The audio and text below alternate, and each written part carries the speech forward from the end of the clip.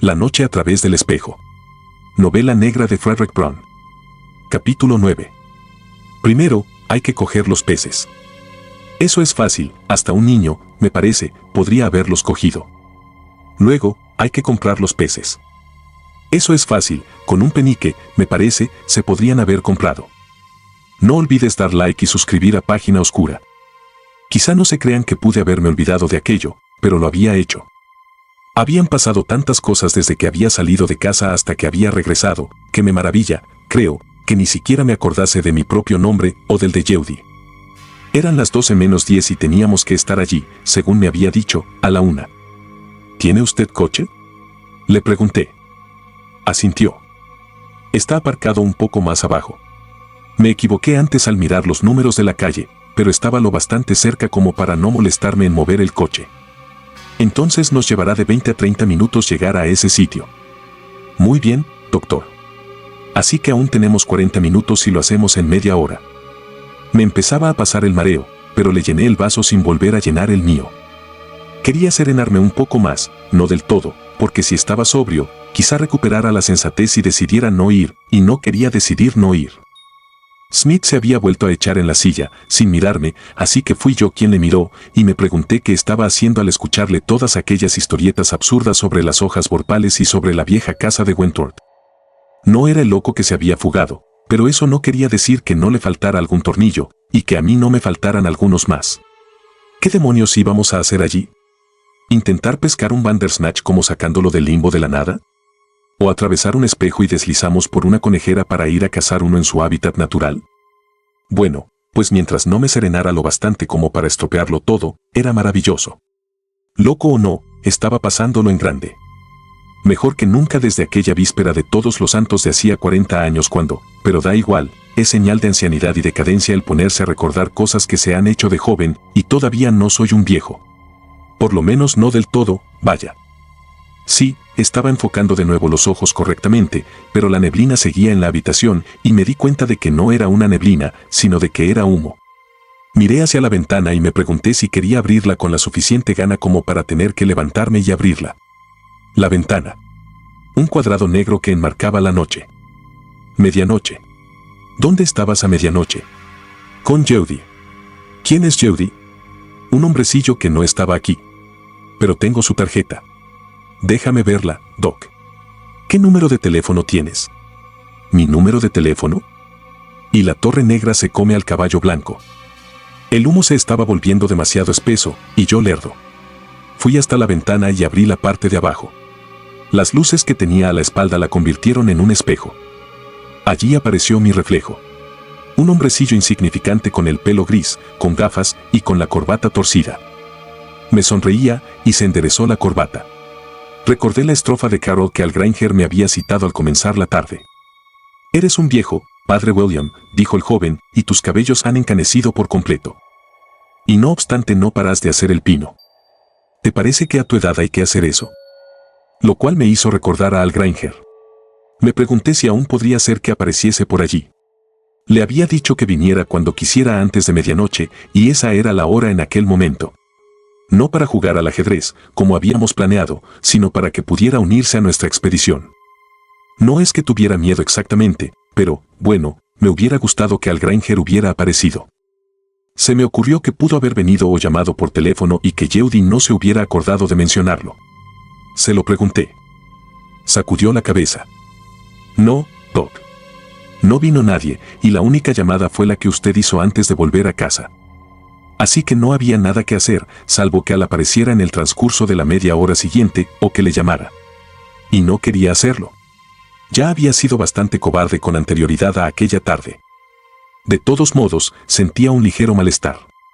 Dios mío, se trataba de un malestar. Había comido un bocadillo poco después de mediodía, pero de aquello hacía más de 8 horas, y no había tomado nada desde entonces. Claro que había notado las últimas copas, naturalmente. Le sugerí a Jeudy que podíamos ver lo que había en la nevera, y me dijo que le parecía una idea excelente. Y lo fue, porque resultó estar tan hambriento como yo.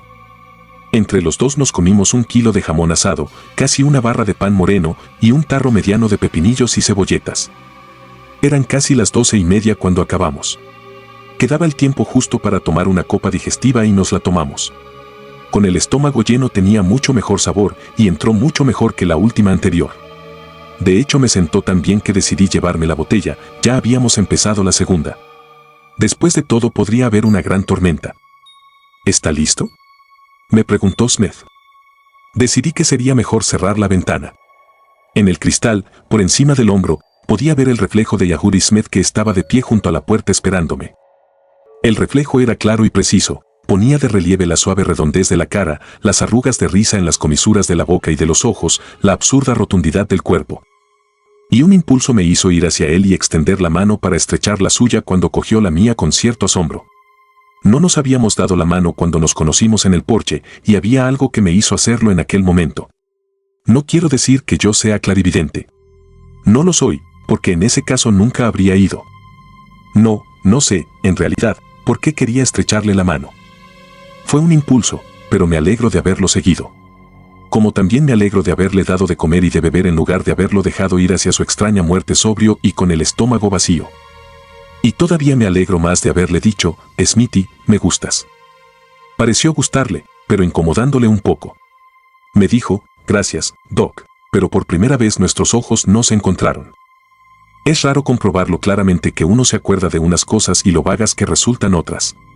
Tengo idea de que había una radio en el tablero y que tenía conectada la emisora de la WBBM y también recuerdo que el botón para encenderla era de ónice brillante. Pero en cambio no me acuerdo de si el coche era un coupé o un sedán, y no tengo ni la más remota idea de qué color era. También creo recordar que el motor mete mucho ruido, lo cual era mi única forma de saber si era un coche nuevo o viejo, y también recuerdo que la palanca de cambio estaba en el suelo y no en el volante. Me acuerdo de que conducía bien y con cuidado, y de que hablaba poco, probablemente por culpa del ruido del motor.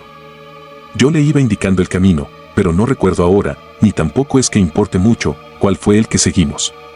Sin embargo, sí que me acuerdo de que no reconocí la entrada hacia Wentworth Place, la casa estaba bastante retirada de la carretera y no se la veía ni siquiera de día por culpa de los árboles. Pero un poco más allá sí que reconocí una granja en la que unos tíos míos habían vivido muchos años antes y me di cuenta de que habíamos pasado de largo. Dio la vuelta y esta vez conseguí ver la entrada, giramos y seguimos por el camino entre los árboles hacia la casa. Aparcamos junto a ella. Somos los primeros en llegar, dijo Smith bajando la voz mientras apagaba el motor. Salí del coche y, no sé por qué, o si lo sé, y cogí la botella. Estaba tan oscuro allí fuera que no podía ver la botella que tenía delante de los ojos mientras la empinaba. Smith había apagado las luces del coche y estaba saliendo por su puerta. Tenía una linterna en la mano, y pude volver a ver cuando se acercó al costado del coche en el que yo estaba. Le extendí el brazo con la botella y le dije, ¿quiere un poco? Me ha leído el pensamiento, Doc. Y bebió un trago. Mis ojos comenzaban a acostumbrarse a la oscuridad y ya podía apreciar los contornos de la casa y me puse a pensar en ella. Dios, tiene que ser bien antigua, pensé. La conocía desde aquellas semanas de verano, cuando era niño, en las que visitaba a mis tíos en la granja de más abajo para tomar aires de campo en lugar de los de la gran ciudad que era Carmel City, Illinois. Eso había pasado haría unos 40 años, y ya entonces era un edificio antiguo y deshabitado. Desde entonces había estado habitada de vez en cuando, pero en intervalos muy breves. No sabía por qué los pocos que habían tratado de vivir allí se habían marchado. Nunca se habían quejado, en público por lo menos, de que estuviera encantada. Pero nadie había llegado a vivir en ella mucho tiempo. Quizás no fuera más que la propia casa, realmente estaba en un sitio un tanto deprimente. Haría un año o por ahí el Clarion había publicado un anuncio diciendo que se alquilaba y a un precio muy razonable, pero nadie lo había hecho. Pensé en Johnny Haskins, que había vivido entre la granja de mi tío y esta casa. Juntos habíamos explorado el lugar varias veces, de día. Johnny había muerto. Lo habían matado en Francia en 1918, casi al final de la Primera Guerra Mundial. De día, supongo, porque a Johnny le daba miedo la oscuridad, lo mismo que a mí me da miedo la altura, o que Al Granger le tiene miedo al fuego, o igual que todo el mundo le tiene miedo a algo. Johnny tenía miedo, además, a la vieja casa de Wentworth, más miedo del que yo tenía, aunque era unos años mayor. Creía en fantasmas un poco, por lo menos les tenía miedo, aunque no tanto como el que le tenía a la oscuridad. Y a mí se me pegó un poco, tardando en quitárseme unos años después de haberme convertido en adulto. Pero ya no lo tenía. Cuanto más viejo se vuelve uno, menos miedo se tiene a los fantasmas, se crea o no se crea en ellos. Cuando uno ha pasado de los 50, ha conocido ya a tanta gente que ha muerto, que los fantasmas, si es que existen, no son nada raro. Algunos de nuestros mejores amigos ya son fantasmas, ¿por qué habría de tenerles miedo? Y tampoco faltan muchos años ya para que uno mismo esté también a ese otro lado del muro. No, no tenía miedo a los fantasmas, ni a la oscuridad, ni a la casa encantada, pero tenía miedo de algo. No tenía miedo de Yahudi Smith, me gustaba demasiado para tenerle miedo. Sin duda alguna, que era un bobo por haber ido hasta allí, sin saber prácticamente nada de él. Pero hubiera apostado 100 a 1 a que no era peligroso. Quizá un poco chiflado, pero no era una chaladura peligrosa. Smith volvió a abrir la puerta del coche y me dijo: acabo de acordarme de que he traído velas, me dijeron que no había corriente en la casa. Y tome, aquí tengo otra linterna, si es que la necesita, Doc. Claro que me vendría bien. Me sentí un poco mejor, un poco menos asustado de lo que lo estuve, una vez que tuve la linterna y ya no estaba en peligro constante de quedarme solo en la oscuridad. Enfoqué la linterna hacia la entrada y la casa seguía igual a como yo me acordaba de ella. Había estado habitada el tiempo suficiente para que no estuviera destartalada, sino con bastante buen aspecto. Yehudi Smith me dijo: vamos, Doc. Será mejor esperar dentro. Y se dirigió hacia la puerta por las escaleras del porche. Crujieron un poco mientras la subíamos, pero eran sólidas. La puerta no estaba cerrada con llave. Smith sabía que no lo estaría por la forma en que la abrió. Entramos y cerró la puerta. Los haces de luz de las linternas bailaban delante perdiéndose en la extensión del vestíbulo. Me sorprendió que todo estuviese amueblado y cubierto de alfombras, había estado vacío y desnudo aquella vez que la había explorado siendo niño. El último inquilino o propietario, que por la razón que fuera se había ido, la había dejado amueblada, quizá esperando poder alquilarla o venderla de ese modo. Entramos en un salón enorme, a la derecha del vestíbulo. También había muebles cubiertos con sábanas. Cubiertos haría poco tiempo, porque las sábanas no estaban muy sucias ni había mucho polvo acumulado por todas partes. Algo hizo que un escalofrío me recorriera la espalda. Quizá la apariencia fantasmal de aquellos muebles cubiertos de sábanas. ¿Esperamos aquí o subimos al desván?, me preguntó Smith. ¿Al desván? ¿Por qué al desván? Porque allí se va a celebrar la reunión. Todo aquello empezaba a gustarme cada vez menos. ¿Iba a haber una reunión? ¿Sería verdad que los otros iban a venir aquella noche? Ya era la 1:05. Miré alrededor y me pregunté si me gustaría más quedarme allí o subir al desván. Cualquier alternativa era una locura. ¿Por qué no me iba a casa? ¿Por qué no me había quedado en ella? No me gustaban aquellos muebles espectrales cubiertos de tela blanca. Así que dije: subamos al desván. Supongo que será lo mismo. Sí, había llegado hasta aquello. Así que también podía ver el resto de la casa. Si había un espejo arriba en el desván y quería que lo cruzásemos, también lo haría. Con tal de que él cruzase antes. Pero quería darle otra metidita a la botella que llevaba. Le ofrecí a Smith, pero sacudió la cabeza, así que yo seguí adelante y me tomé un trago que me calentó ligeramente el frío que estaba empezando a asentárseme en el estómago. Subimos las escaleras hasta el segundo piso, y no encontramos ni fantasmas ni snacks. Abrimos la puerta que llevaba a la escalera que subía al desván. Ascendimos por ella, Smith delante y yo detrás, con su trasero gordo delante de mí. El cerebro me seguía recordando lo ridículo que era todo. Lo totalmente chalado que debía estar para haber venido hasta aquel sitio. ¿Dónde estaba a la 1? En una casa encantada. ¿Qué estaba haciendo? Esperando a que llegasen las hojas borpales. ¿Qué es eso de las hojas borpales? No sé. ¿Qué me iban a hacer? No sé. Se lo diré. Cualquier cosa. Engendrar un niño en una mandrágora. Asentar corte para juzgar quién robó las tartas o montar al caballero blanco en su caballo. O quizá únicamente leer el acta de la sesión anterior y el informe del tesorero, del de Banchley. ¿Quién es Banchley? ¿Quién es Yehudi? ¿Quiénes son tus quiénes? Doc, no me gusta tener que decirlo, pero me temo que... Muy lamentable, y, tan cierto seguramente. ¿Estabas borracho? ¿No es así, Doc? Bueno, no exactamente, pero... El gordo trasero de Yehudi Smith subiendo por las escaleras del desván. Un trasero de caballo subiendo detrás de él. Llegamos arriba y Smith me pidió que enfocase mi linterna al final del pasamanos hasta que pudiera encender una vela. Sacó una vela corta y gruesa del bolsillo, una que se sostendría fácilmente sin palmatoria, y la encendió.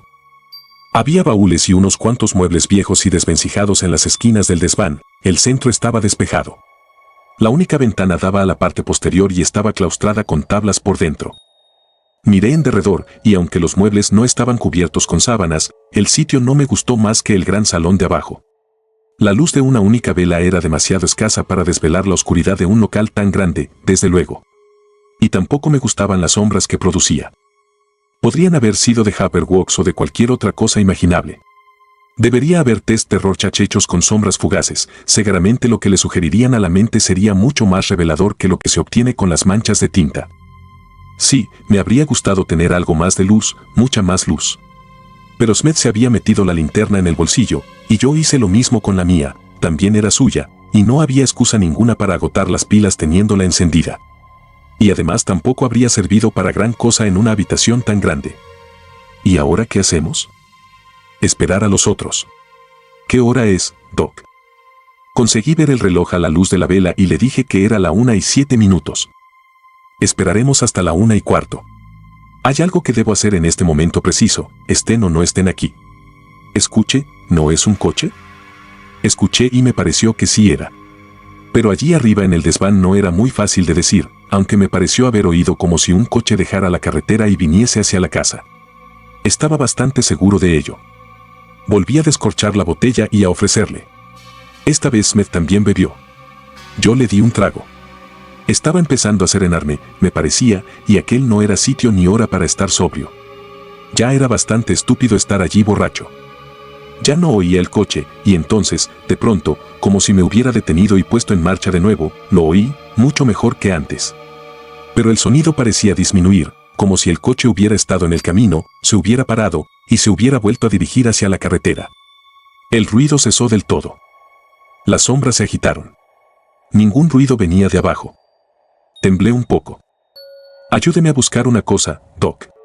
Debería estar por aquí a mano. Una mesa pequeña. ¿Una mesa? Había vuelto a sacar la linterna y estaba enfocándola hacia una de las paredes del desván, así que yo fui hacia el otro lado, contento de poder usar mi linterna para acabar con aquellas malditas sombras. El Señor me prepara la mesa en presencia de mis enemigos, pensé. Pero allí no había ningún enemigo mío, tenía esa esperanza. La encontré yo. Estaba en un rincón del desván. Era pequeña, tenía 3 patas y la parte de arriba de cristal. Encima tenía 2 objetos pequeños. Empecé a reírme. Fantasmas y sombras o no fantasmas y sombras, me puse a reír a carcajadas. Uno de los objetos que estaban en la mesa era una llave pequeña y el otro un frasco pequeño que tenía una etiqueta.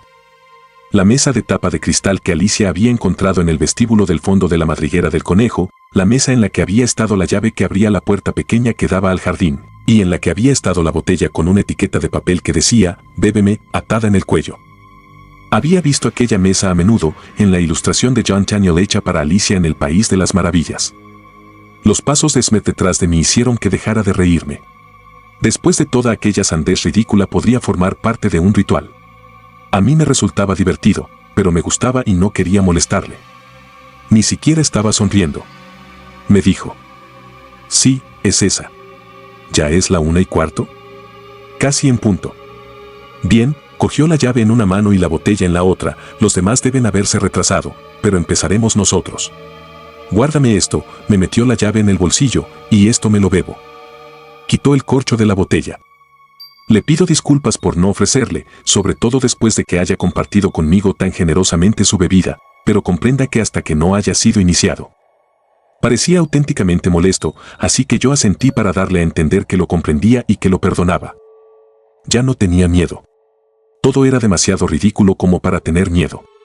¿Qué es lo que hacía la botella de «bébeme»?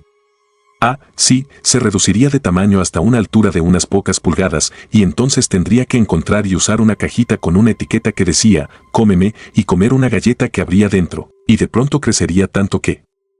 Levantó la botella y dijo, «A la salud de Lewis Carroll». Ya que aquello era un brindis, le dije, espere, y quité el corcho de la botella de whisky que yo llevaba, y también la levanté. No había razón alguna para que yo no pudiera y no debiera unirme al brindis siempre que mis labios, los del neófito, no manchasen el sagrado elixir que contenía la botella del Bébeme. Estaba tapando la botella de whisky cuando Yahudi Smith murió. Dejó caer la botella con la etiqueta de Bébeme y se echó la mano a la garganta, pero murió, me parece, incluso antes de que la botella chocara contra el suelo.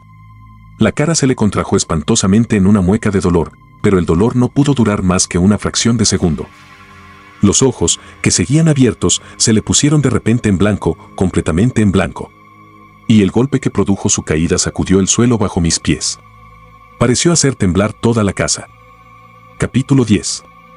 Y, mientras con ponderoso pensamiento estaba, el Jabberwock, con ojos de llamas, surgió resuflando del bosque tulgeloso, avanzando y echando burbupumas al venir. Página oscura. Recuerda dar like y suscribir. Me parece que no hice otra cosa que estar allí estremeciéndome durante unos segundos. Al cabo pude moverme. Le había visto la cara y le había visto caer, no tenía la más mínima duda de que estaba muerto. Pero tenía que asegurarme.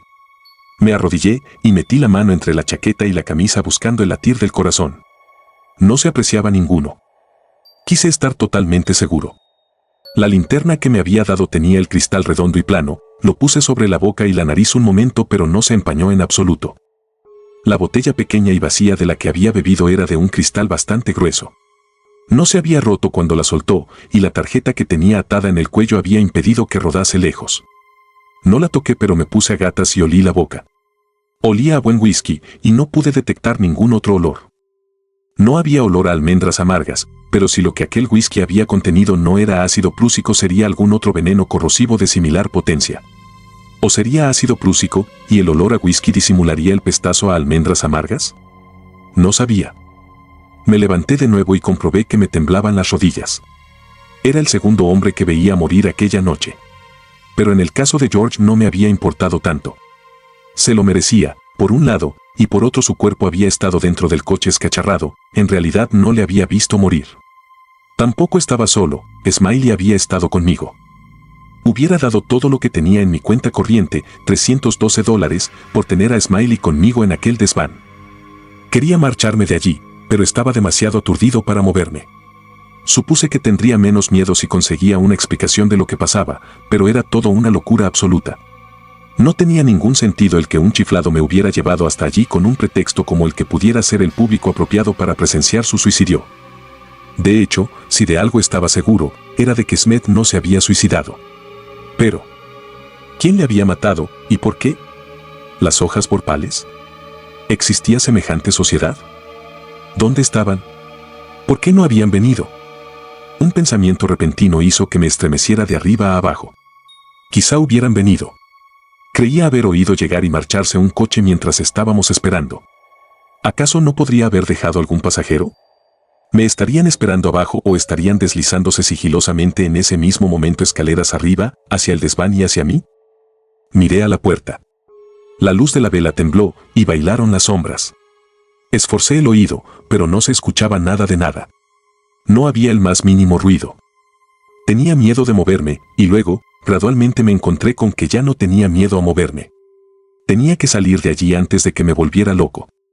Si había algo abajo, prefería descender y encontrarme con lo que fuese antes de esperar a que se decidiera a subir a por mí. Me maldije por haberle dado a Smiley aquel revólver, pero aquello no me iba a devolver el revólver. Bueno, la botella de whisky era una especie de arma. Cogí la linterna en la mano izquierda y empuñé la botella con la derecha cogiéndola por el cuello. Todavía estaba a medias y podría servir para dar porrazos perfectamente por su peso. Fui de puntillas hasta el comienzo de la escalera. No sé por qué fui de puntillas, salvo que fuera para no asustarme a mí mismo haciendo ruido. Con anterioridad no habíamos guardado silencio y la caída de Smith había sonado en todo el edificio. Si había alguien abajo, ya sabía que no estaba solo en la casa. Miré el apoyo del pasamanos donde estaba colocado el velón que seguía encendido. No quería ni tocarlo. Quería poder decir que no había tocado nada de nada, salvo que había buscado el pulso y que no lo había encontrado. Pero tampoco podía dejar encendida la vela, podía pegarle fuego a la casa si se caía, ya que Smith no la había pegado con cera caliente, sino que se había limitado a colocarla de pie. Llegué a una solución intermedia, apagándola de un soplido, sin tener que tocarla. La luz de la linterna me permitió ver que no había nada ni nadie en las escaleras que bajaban hasta el segundo piso y que la puerta que daba a aquel seguía cerrada, tal y como la habíamos dejado. Antes de empezar a bajar volví a echarle una mirada al desván con la linterna. Las sombras hacían guiños cuando el foco iluminaba la pared y entonces, por algún motivo, enfoqué el círculo de luz al lugar en el que estaba tendido el cuerpo de Jeudy Smith, deslavazado, con los ojos desmesuradamente abiertos y mirando hacia las vigas del techo, con la cara helada en el gesto de aquel horrible, aunque breve, dolor con el que había muerto. No me gustaba tener que dejarle allí solo entre las tinieblas. Aunque fuera un pensamiento estúpido y sentimental. No podía evitar sentirlo. Había sido un tipo encantador. ¿Quién demonios lo había matado? ¿Y por qué? ¿Y por qué de aquel modo siniestro? ¿Y qué quería decir todo aquello? ¿Y por qué me había dicho que era peligroso ir allí aquella noche? ¿O por qué había tenido tan concluyente razón por lo que a él se refería? ¿Y yo qué? Ante aquel pensamiento, volví a asustarme. Todavía no había conseguido salir de allí. Había algo o alguien esperándome abajo. Las escaleras del desván no tenían alfombra y crujían metiendo tanto ruido que renuncié a tratar de andar en silencio y deprisa. También la puerta del desván metía ruidos, pero nada me esperaba al otro lado. Ni abajo. Enfoqué la linterna al gran salón mientras alcanzaba la puerta y recibí un susto momentáneo al pensar que algo blanco venía hacia mí, pero no era más que una mesa cubierta de sábanas y solo había parecido que se movía. El porche y escaleras del porche abajo. El coche seguía allí, en el camino, junto a la casa. Era un coupé, según aprecié entonces, de la misma marca y modelo que el mío. La grava crujió bajo mis pies mientras me acercaba a él, seguía muerto de miedo pero no me atrevía a echar a correr. Me pregunté si Smith habría dejado la llave en el coche y esperé desesperadamente que hubiera sido así. Tendría que haber pensado en ello mientras estaba en el desván y haber rebuscado en sus bolsillos. Ahora no podía volver allí arriba por nada del mundo, pensé. Antes que eso volvería andando al pueblo. Por lo menos el coche no estaba cerrado. Me senté al volante y dirigí la linterna hacia el tablero. Sí, la llave estaba en el contacto. Cerré la puerta y me sentí un poco más seguro dentro del coche cerrado. Giré la llave, abrí el aire y el motor encendió a la primera. Metí la velocidad y entonces, antes de soltar el embrague, volví al punto muerto y me quedé allí sentado con el motor en marcha. Aquel no era el coche en el que había llegado con Yahudi Smith. La cabeza de la palanca de cambio era de goma, con una franja, no era el pomo de ónice pulido que tenía el cambio del otro coche. Esta era más bien como la de mi coche, que estaba en casa, en el garaje, con dos ruedas pinchadas porque no las había arreglado. Este era mi coche. Era algo tan imposible que se me olvidó tener miedo, que tuve una prisa horrible por huir de aquella casa. Había algo de lógica en mi falta de miedo, además, si alguien me había estado acechando, la casa habría sido el lugar adecuado. No me habría dejado llegar tan lejos, y no habría dejado la llave del contacto en el coche para que pudiera marcharme en él. Salí del auto y miré, con ayuda de la linterna, las dos ruedas que por la mañana habían estado pinchadas. Ahora no lo estaban. O bien alguien las había arreglado, o es que alguien las había sacado el aire la noche anterior y seguidamente las había vuelto a hinchar con la bomba que yo tenía en la maleta. La segunda idea me pareció más probable. Ahora que pensaba en ello, era raro que dos neumáticos, ambos en buen estado, y con el dibujo casi nuevo, se hubieran pinchado a la vez estando el coche dentro del garaje.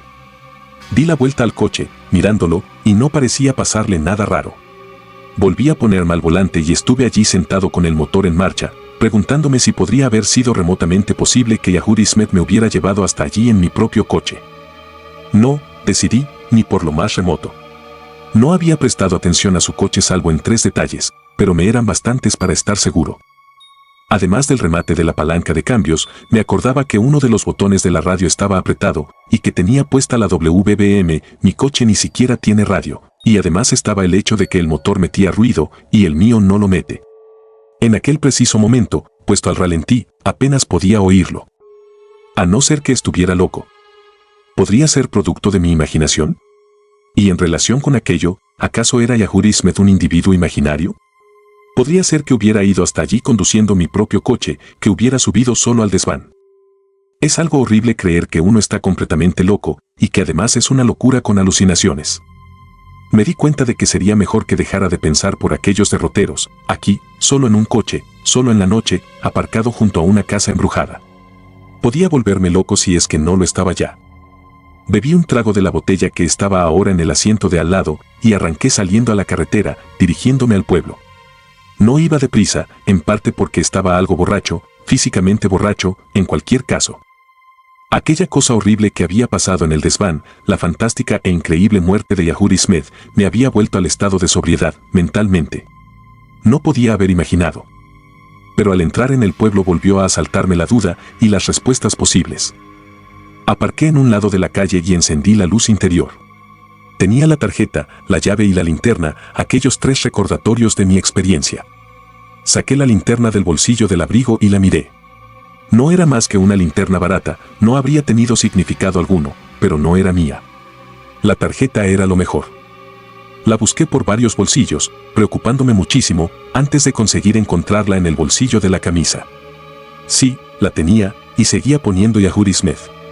Me sentí un poco mejor y volví a metérmela en el bolsillo. Mientras lo hacía miré la llave. La llave que había estado junto a la botella de Bébeme, encima de la mesa con tapa de cristal. Seguía en el bolsillo en el que me la había metido Smith, no la toqué ni la miré con gran detenimiento. Era, claro está, un tipo de llave que no era el adecuado, ya me había dado cuenta de ello la primera vez que la había visto en la mesa del desván, había sido parte de la causa de mi risa. Era una llave Yale y debería haber sido una llave pequeña de oro, la que Alicia había empleado para abrir la puerta de medio metro que daba al jardín maravilloso. Y ahora que pensaba en ello, las 3 cosas del desván no habían sido lo que se suponía que tendrían que haber sido. La mesa tenía la tabla cubierta de cristal, pero tendría que haber sido una mesa de cristal entera, lo de tener patas de madera no era lo adecuado. La llave no debería haber sido una Yale plateada, y el Bébeme no debería haber sido un veneno, de hecho tenía un sabor mezclado, como a tarta de cerezas, natillas, pina, pavo asado, caramelo y tostadas con mantequilla, según decía Alicia.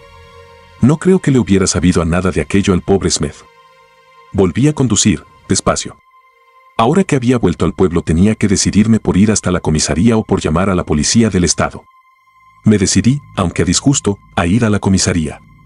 En realidad este asunto era de su incumbencia, a no ser que llamara pidiendo ayuda a la policía estatal. Y además esta última acabaría por devolver el caso al comisario de cualquier forma, incluso aunque yo los llamara directamente. Y el comisario ya me odiaba lo bastante como para que yo empeorara las cosas saltándome el conducto reglamentario al dar parte de un crimen de sangre.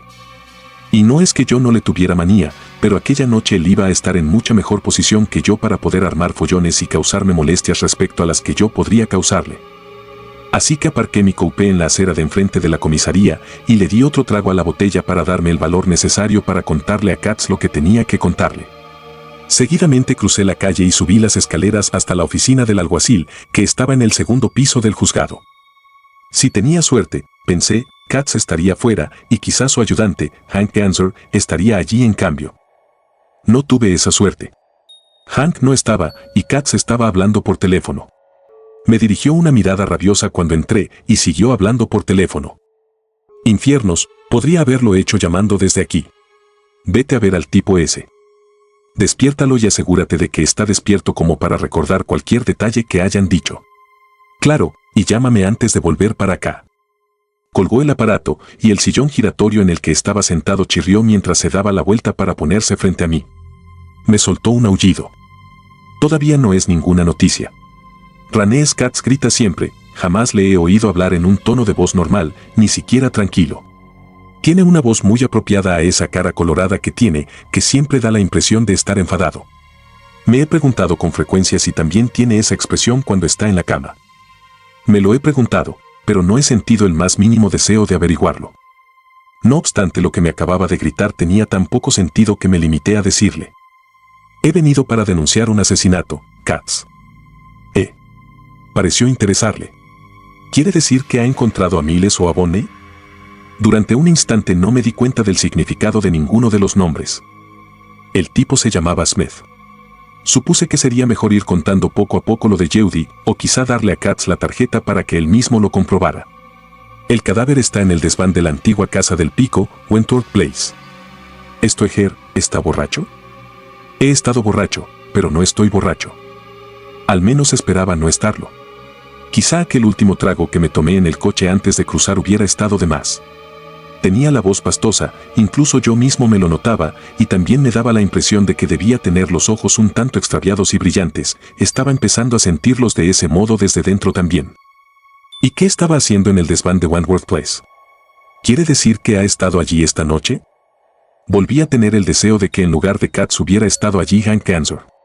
Hank me hubiera creído y habría ido a ver el cadáver, y de ese modo lo que estaba contando no parecería tan increíble cuando consiguiera terminar de contarlo. Sí, y vengo directamente de allí. Fui con Smith a petición suya. ¿Quién es ese Smith? ¿De qué le conoce? Lo he conocido esta noche. Vino a casa a verme. ¿Para qué? ¿Qué iban a hacer allí? En una casa encantada. Suspiré. No podía hacer otra cosa que no fuera contestar a lo que me estaba preguntando, y aquellas malditas preguntas eran cada vez peores. Veamos, ¿cómo podría conseguir contarle todo el caso sin que pareciera una locura absoluta? Fuimos porque se supone que es una casa encantada, Katz. El Smith estaba interesado en temas de ocultismo, en fenómenos psíquicos.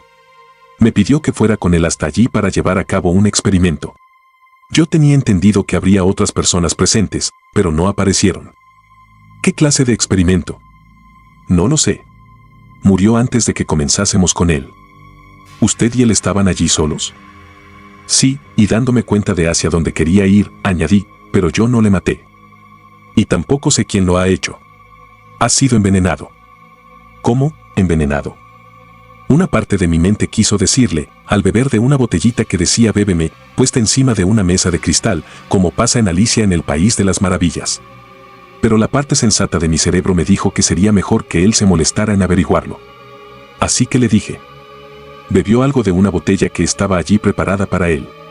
¿Por quién? Es algo de lo que no tengo idea. Pero me da la impresión de que no me cree. ¿Por qué no va hasta allí a comprobarlo, Katz?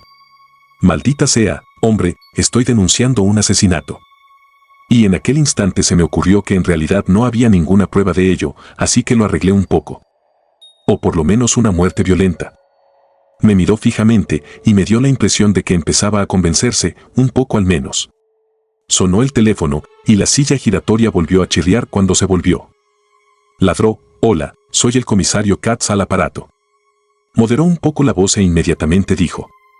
No, señora Harrison, no tengo noticia alguna. Hank está en Nailsville, comprobando lo que hay, y echará un buen vistazo a la carretera por la que vuelva. La llamaré en cuanto sepa algo. Pero no se preocupe, no puede haber sido nada grave. Se dio la vuelta. Stoeger, si se trata de una broma, le parto la cara.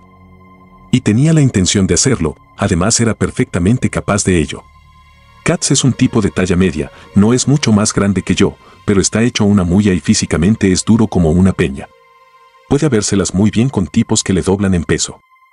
Y además tiene una vena sádica que le permite hacerlo en cuanto tiene una excusa suficiente y disfrutar mucho con ello. No es una broma.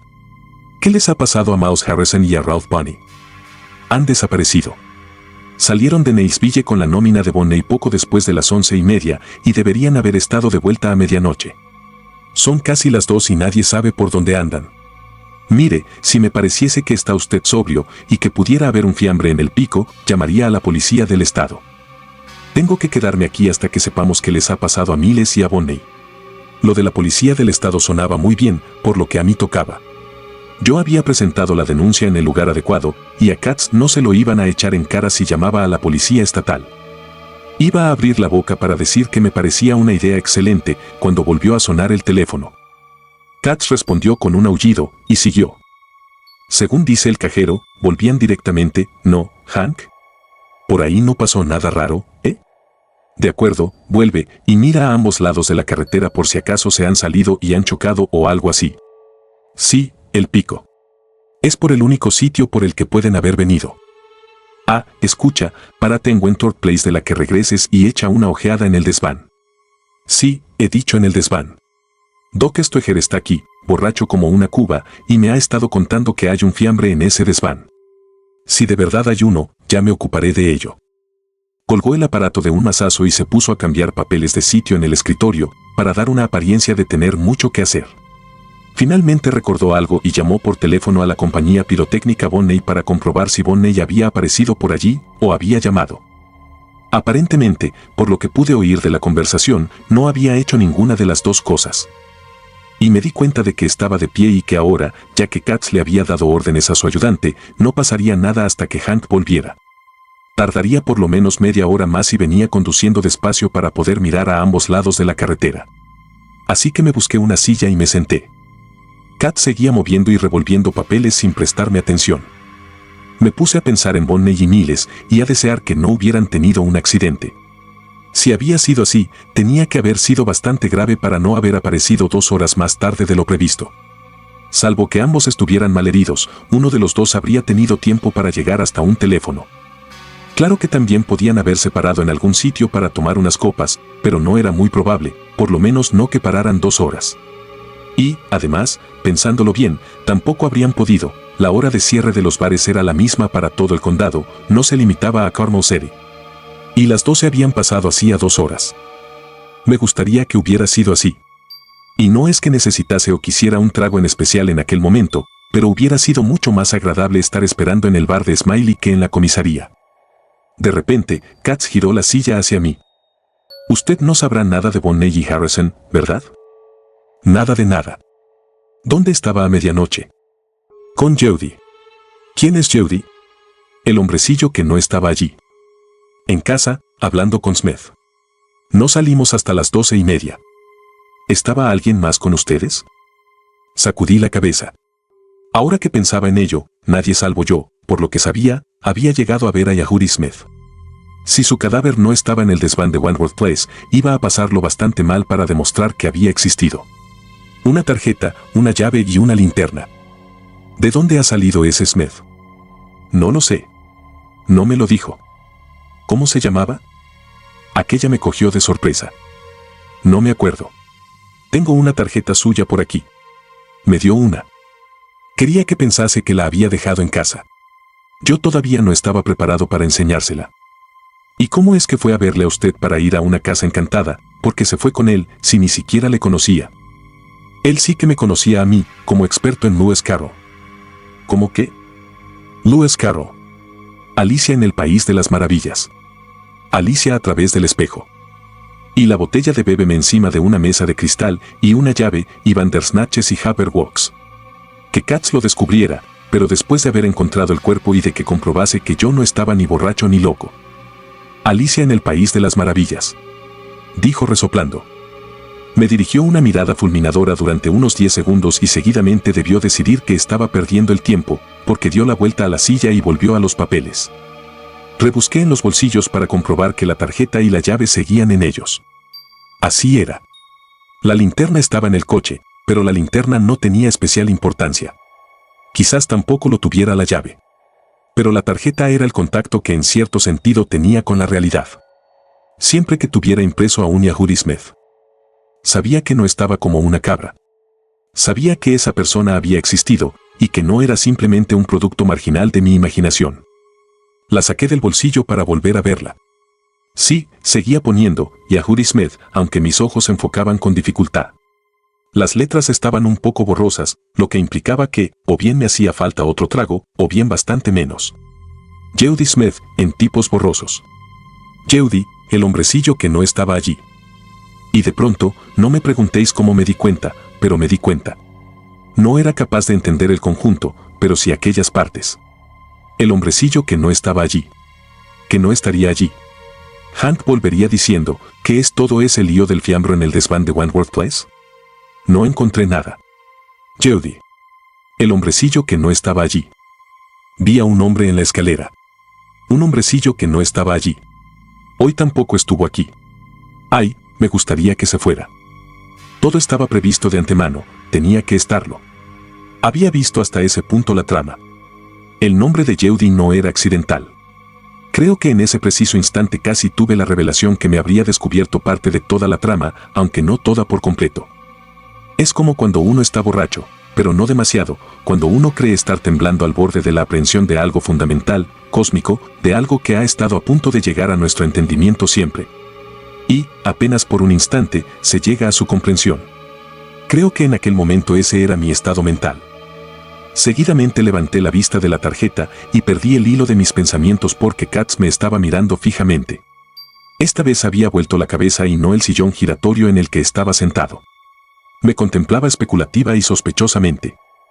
Intenté no hacerle caso, intentaba volver a recuperar el desarrollo de mis ideas y avanzar.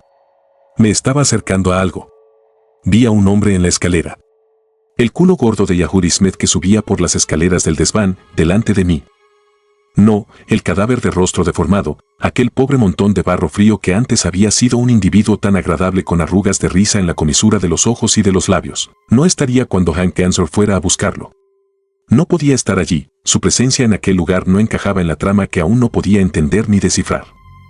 Ruido de la silla giratoria al mover Ronnie Ketz el cuerpo para alinearlo con la cabeza. ¿Es esa la tarjeta que le dio aquel tipo? Asentí. ¿Cómo es el nombre completo? Al diablo con Katz. Jeudy Smith. Claro que no era aquel, por lo menos yo ya sabía eso. Me levanté y fui hasta el escritorio de Katz. Por desgracia para mi dignidad, hacía heces. Pero conseguí llegar sin caerme. Deposité la tarjeta delante de él y volví a sentarme, y esta vez lo logré sin dar tumbos. Contempló la tarjeta, luego me miró a mí, volvió a mirar la tarjeta, y volviendo, por último, a mirarme. Y entonces supe que yo tenía que estar loco. «Doc», me preguntó, con un tono de voz tan tranquilo que nunca jamás le había oído antes, «¿qué número de licencia tiene?»